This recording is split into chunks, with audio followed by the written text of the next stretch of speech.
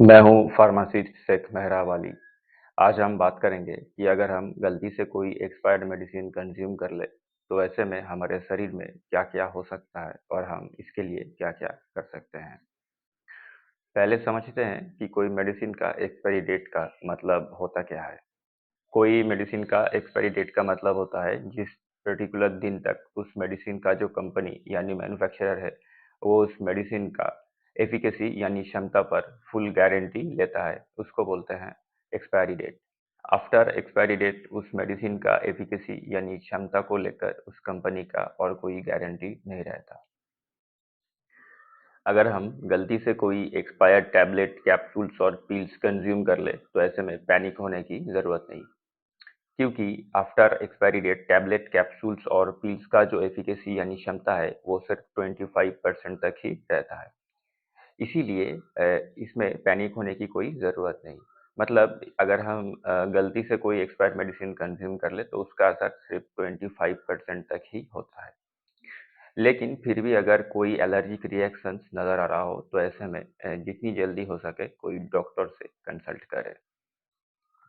High blood pressure की patient अगर regular basis पे गलती से हाई ब्लड प्रेशर की दवा जो कि एक्सपायर्ड है वो कंज्यूम करते रहे, तो ऐसे में उन पेशेंट को हार्ट अटैक और स्ट्रोक भी आ सकती है। जो मेडिसिन आफ्टर एक्सपायरी वो एक टॉक्सिक सब्सटेंस यानी एक विष में बदल जाता है, वो मेडिसिन से नाइट्रोग्लिसरीन, बच्चों की oral antibiotic dry syrup, insulin, eye drop और टेट्रासाइक्लिन नाम की एंटीबायोटिक। बच्चों की जो ओरल एंटीबायोटिक ड्राई सिरप है, वो 7 दिन के अंदर-अंदर ही खत्म कर देना चाहिए। उससे ज़्यादा अगर हम उसको स्टोर करते हैं, तो वो एक टॉक्सिक सब्सटेंस में बदल जाता है, जो कि बच्चों के हेल्थ के लिए बहुत ही हानिकारक है।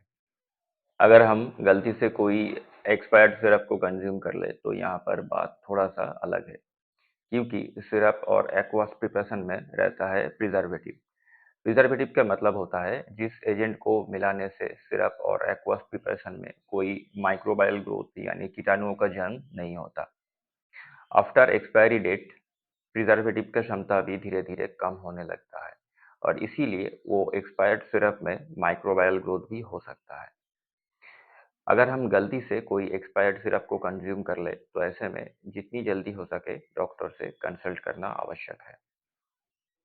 और एक बहुत ज़रूरी टॉपिक है जो कि लिंक्ड है बच्चों की जो पैरासिटामोल सिरप और कफ सिरप है उनसे।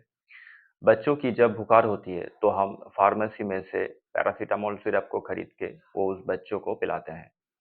3-4 दिन बाद जब उस बच्चों की बुखार मिट जाता है, तो ऐसे में हम उस सिरप को स्टोर करके रख देते हैं। फिर दूसरी बार जब उस बच्चों को बुखार आता है, तो हम वो स्टोर हुआ सिरप उस बच्चों को देते हैं। ये एक बहुत गलत सा तरीका है, क्योंकि जब हम कोई सिरप को सील से ब्रेक करके उसको एक बार कंज़्यूम करते हैं, तो ऐसे में वो सिरप मॉइस्चर कंटेंट के साथ कॉन्टैक्ट में आता है। ऐसे में उस सिरप का जो एफ़िकेसी यानी क्षमता है, वो धीरे-धीरे कम होने लगता है। उसका प्रिज़र्वेटिव का क्षमता भी धीरे-धीरे कम होने लगता है। इसीलिए कोई भी सिरप को 1 महीने के अंदर-अंदर कंज़्यूम कर लेनी चाहिए।